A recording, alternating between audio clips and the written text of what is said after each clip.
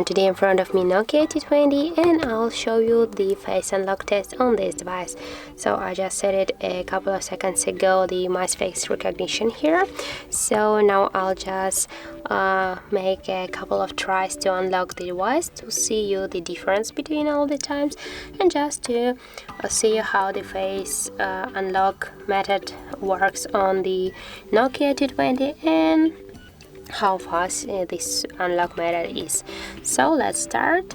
I just will try once to see if I sit in a good position. Okay, so let's do that.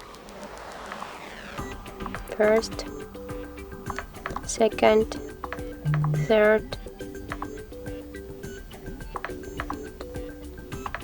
5, 6. Okay, I think that that's just my opinion, that the face recognition could really work on Nokia T20. That's just, I think that's really fast method to unlock your device, and I think that's useful because that just to unlock the device with your face recognition, I think just gives it like 1 second.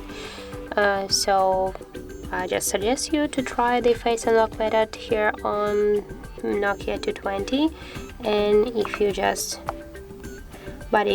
like to use some features like your face recognition or the fingerprint scanner, so I think that's a fast and useful feature for this tablet.